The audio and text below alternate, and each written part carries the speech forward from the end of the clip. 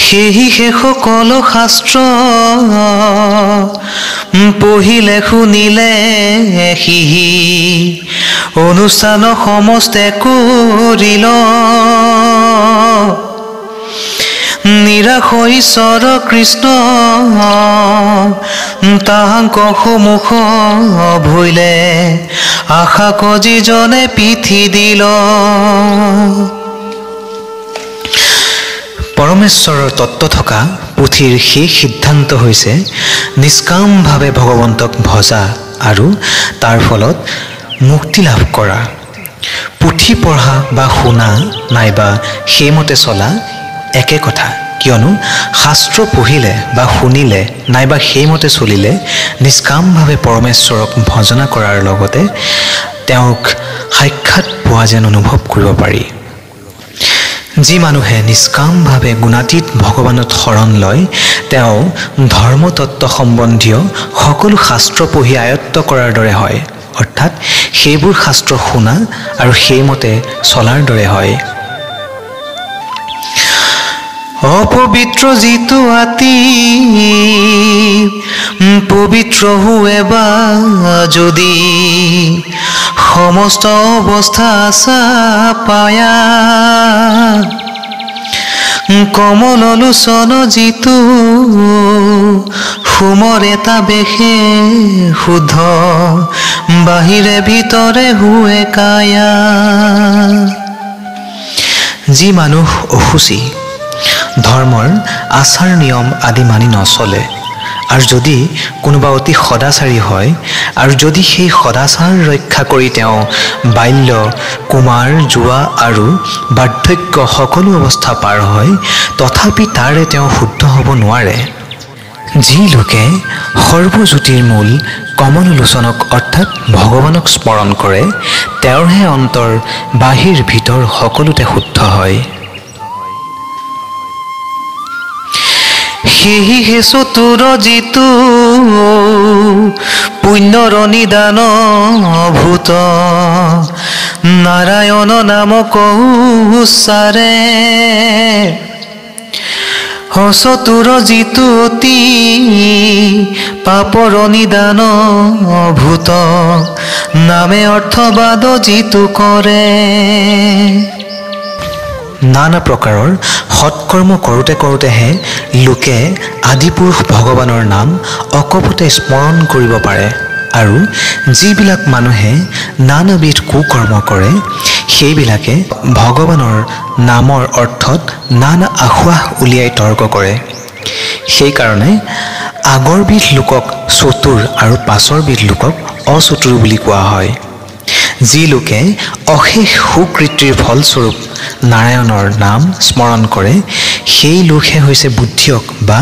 জ্ঞানী তেওঁৰেই মনুষ্য জন্ম সাৰ্থক হয় যি মানুহে নানা কুকৰ্মৰ ফলস্বৰূপ নামৰ অৰ্থ লৈ তৰ্ক বিতৰ্ক কৰি সময় কটায় সি অজ্ঞান বা হীন বুদ্ধিৰ লোক অৰ্থাৎ দুষ্কৰ্মৰ ফলতহে নাম ল'লেনো কি হ'ব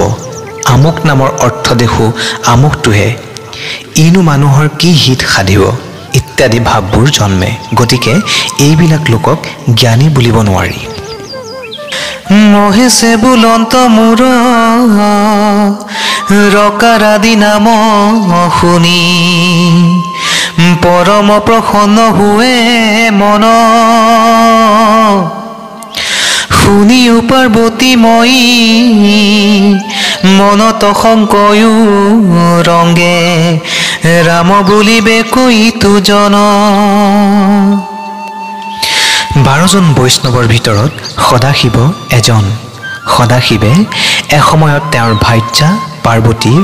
আগত কৈছিল পাৰ্বতীৰ ৰকাৰ আগত থকা শব্দৰ ৰ শুনিলেই মোৰ মনত বৰ আনন্দ লাগে কিয়নো সেই সময়ত মোৰ এনে আশা হয় যেন ৰকাৰ উচ্চাৰণ কৰা মানুহে ৰামহে বুলিব পাৰে অৰ্থাৎ ৰকাৰ আদিতে থকা পৰমেশ্বৰৰ নাম আদি নাম মোৰ এনে আনন্দদায়ক যে গোটেই শব্দটো নালাগে তাৰ অংশ কেৱল ৰকাৰ শুনিলেই ৰাম বুলিব বুলি মোৰ মন আনন্দত নাচি উঠে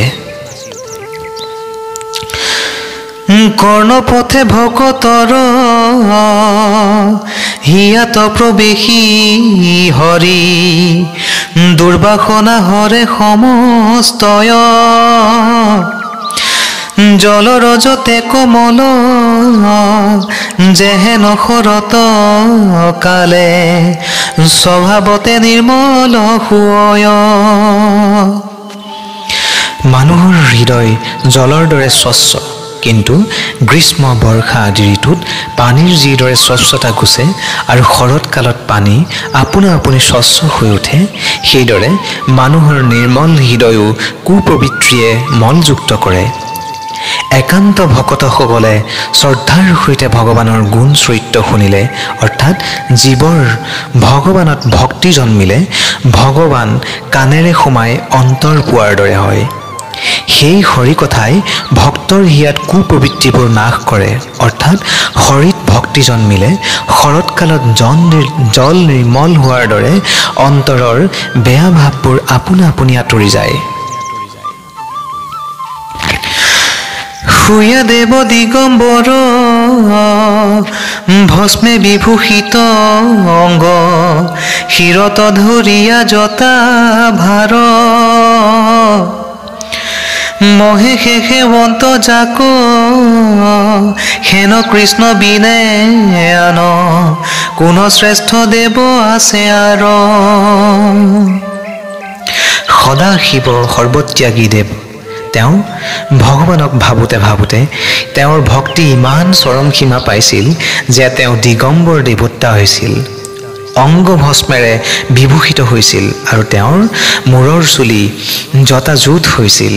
সদাশিৱে সকলোকে ত্যাগ কৰি উলংগ হৈ শৰীৰত ছাই ঘঁহি মূৰত জটা লৈ যি হৰিক ভক্তি কৰিছিল সেই সৰ্বদেৱ পূজ্য হৰিৰ বাহিৰে আৰু কোন শ্ৰেষ্ঠ দেৱতা আছে অৰ্থাৎ হৰিয়েই ঈশ্বৰ তেওঁতকৈ বৰ কোনো নাই ব্ৰহ্মা আদি দেৱগণে নিশ্চল সম্পত্তি মনে লক্ষ্মীক সেৱন্ত তপ কৰি লক্ষ্মীও সেৱন্ত যাক হেন মহেশ্বৰ বিষ্ণু আন কোন দেৱতাংক হৰি সৃষ্টিৰ ভিন ভিন শক্তিক বেলেগ বেলেগ নাম দি হিন্দুৱে পূজা কৰে এইবোৰেই হিন্দুৰ দেৱতা এই ব্ৰহ্মা ইন্দ্ৰ বায়ু বৰুণ আদি দেৱতাসকলক ত্ৰিগুণী বুলি আমি ভাবোঁ লক্ষ্মীক হিন্দুৱে সৌভাগ্য দেৱী বা বিষ্ণুৰ ভাৰ্যা বুলি কল্পনা কৰে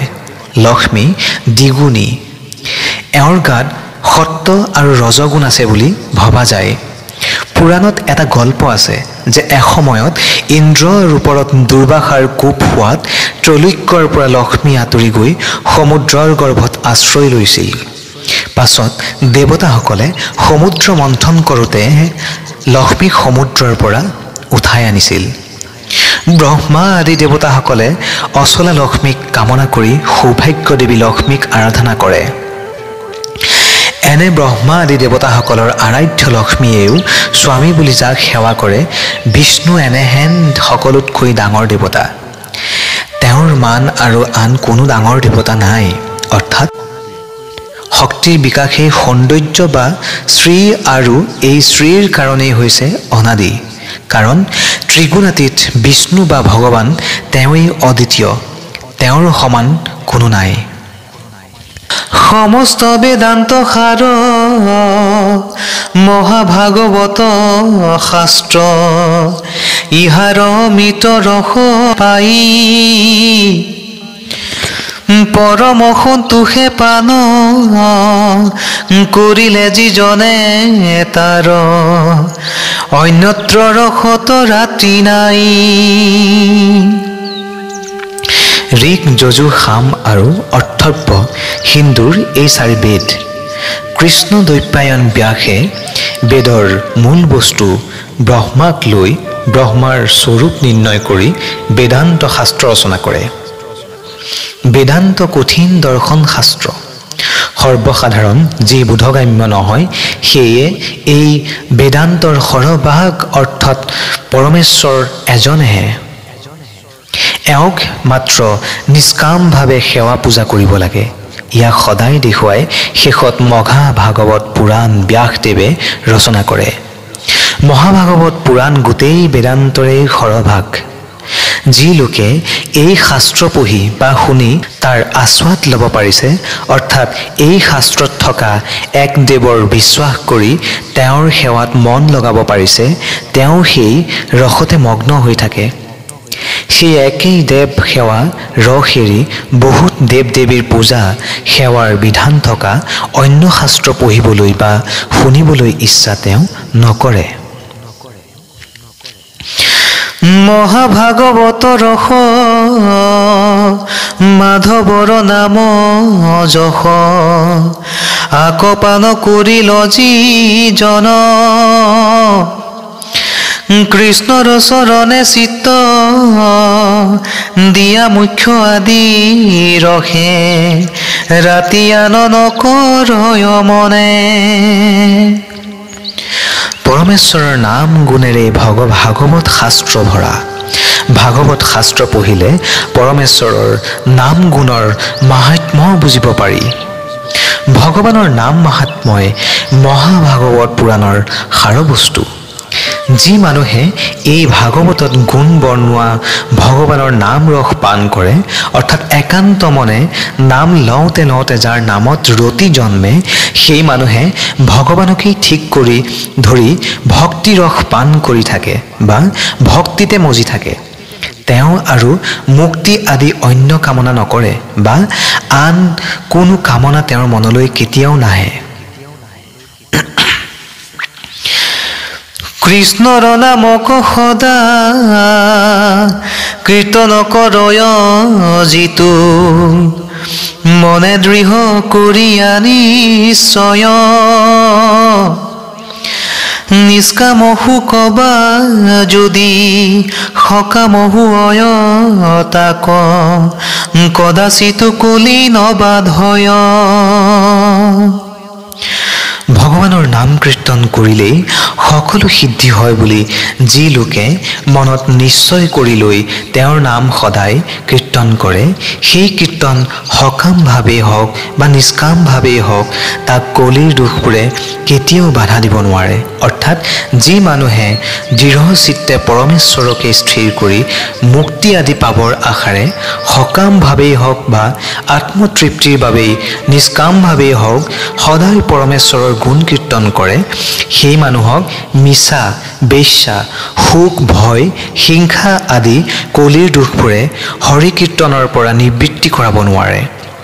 কলিৰ দুখবোৰ তেওঁৰ ওচৰত চাপিব নোৱাৰে।